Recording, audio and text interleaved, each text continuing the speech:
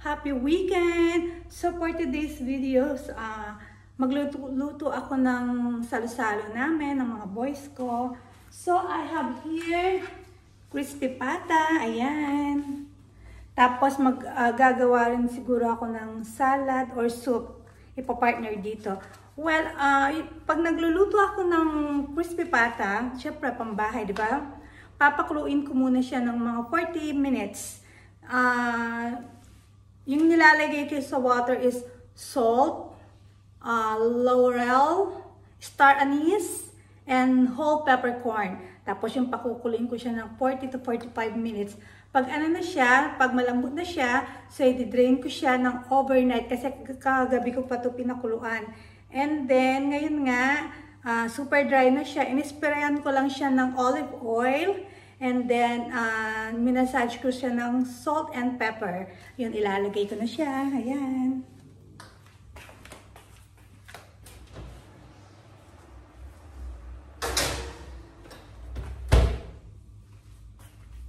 Ay, ito yung mga flowers na bigay ng asawa ko nung Valentine's. Hindi ko pa siya natatanggal sa plastic. Ayan siya, oh. Pag nagbibigay talaga ng flowers yun, magaganda talaga. Sabi ko sa kanya, huwag na siyang mag-ano ng sobrang mahal na flowers kahit yung mas gusto ko pa yung kinuha sa garden. Eh sabi niya, wala na raw roses doon sa company nila. Usually doon siya kumukuha. Kaya bumili na lang siya. I-upload ko yung Valentine's namin, family date sa hindi ko pa kasi siya na-edit. I-edit ko pa lang siya. Kasi alam niyo naman, hindi naman ako pro pagdating sa pag-i-edit. Dahan-dahan lang. Anyway, mamaya, i-continue ko to pag natapos yung crispy pata ko. Maghugas muna ako ng pinagkainan namin ng breakfast. Yun lang. Diyan lang kayo, mga sisilab.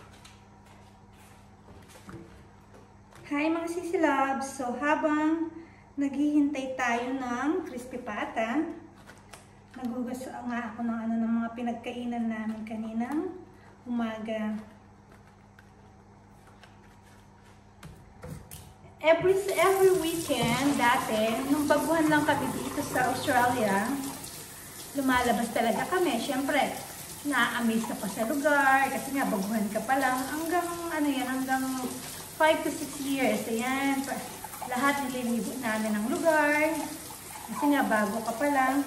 Pero pag pala nagtagal ka na, pag mga 6 years na patagal ka ng patagal, hindi ka na na-amaze sa mga, for example, yung Australian Day.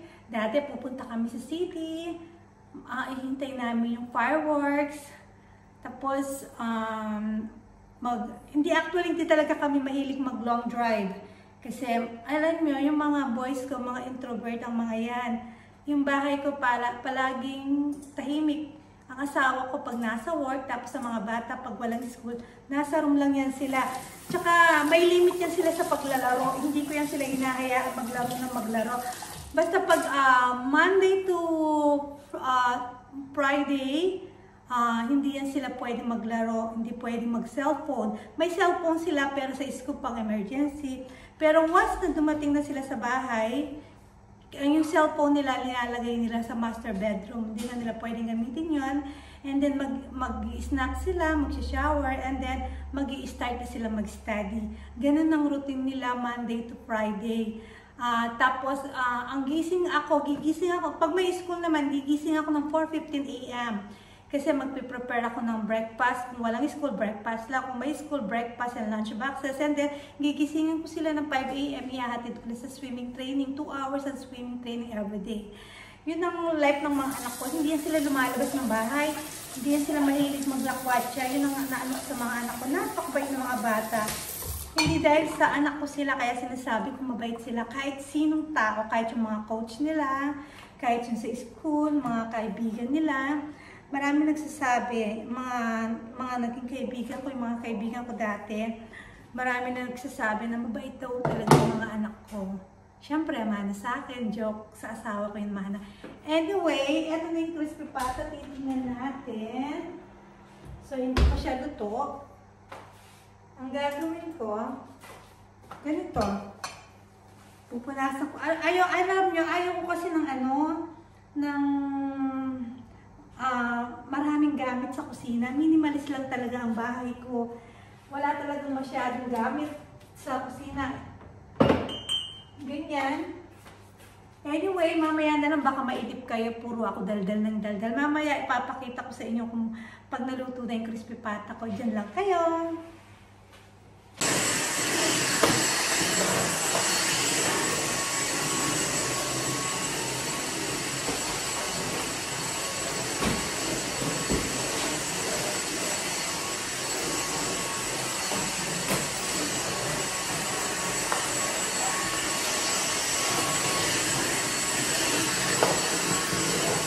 Ko 99%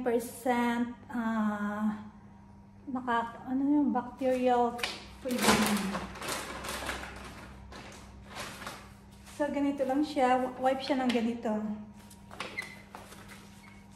Diyan lang kayo ha.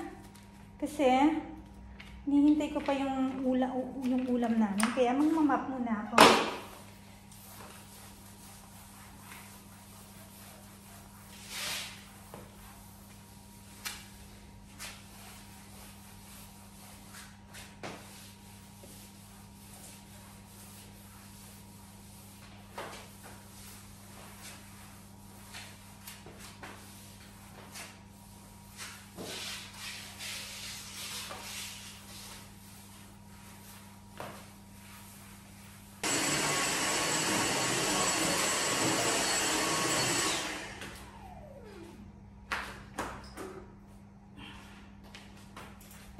Nag-weights.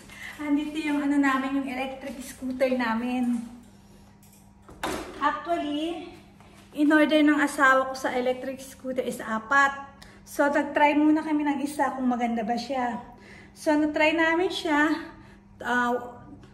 More than a week na siya sa amin. Okay naman siya. Kaya, kagabi, nag-order ulit ang asawa ko ng 3 para tig-isa-isa kami.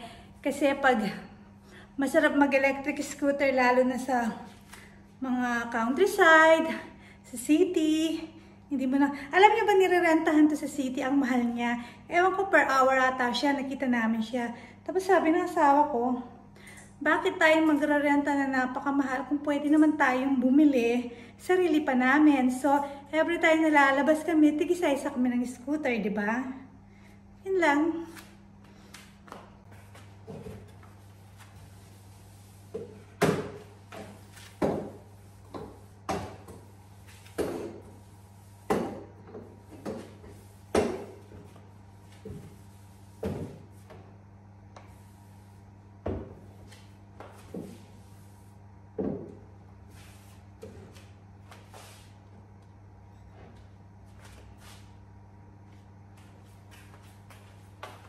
Bata kung ano na nangyari.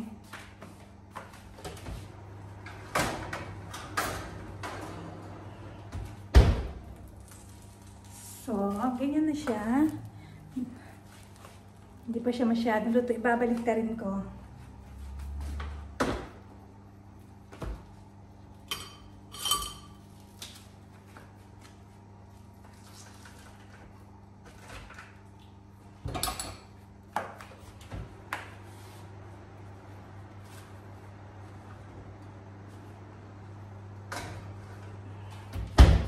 Ngayon, gagawa muna ako ng salad.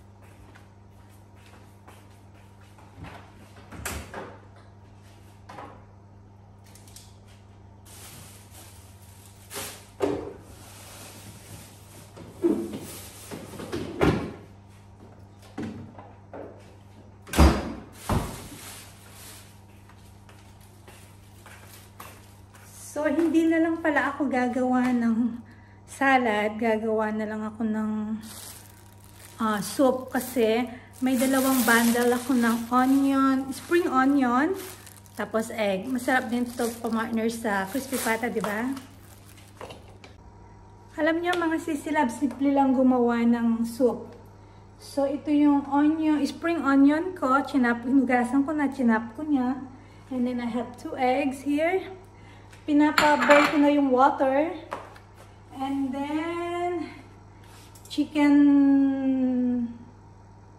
cubes. Cubes ba yan? Ewan ko, ano yan? Tsaka turmeric. So, pag medyo mainit na yung tubig, ilalagay ko lang itong spring onion.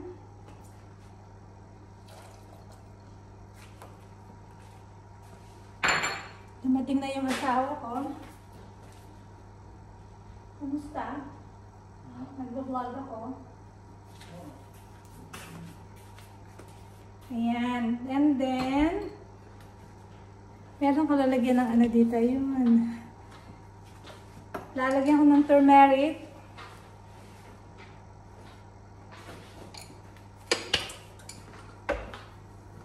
Saka ng konting chicken powder. Yun, hindi pala broth. Chicken powder.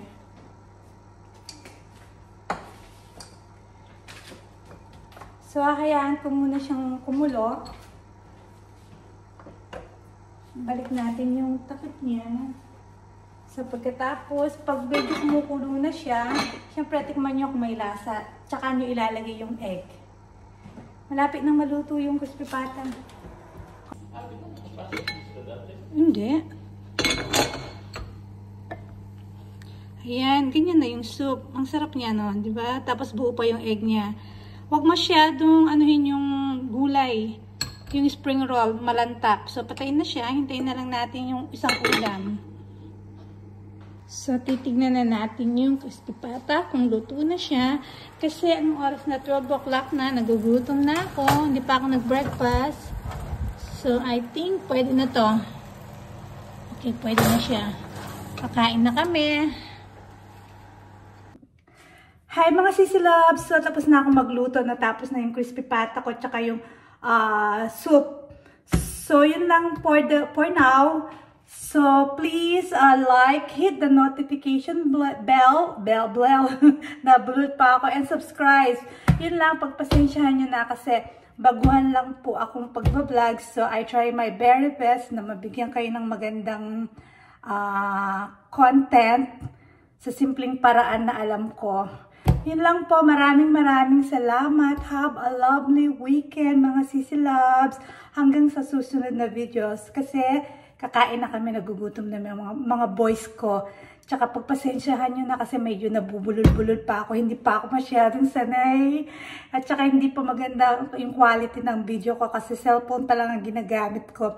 Pag nagka-budget po, bibili na ako ng pang vlog ko. So, hindi ko muna yung priority ngayon kasi hindi pa naman ako monetize. Sana po mag-subscribe kayo. Maraming salamat!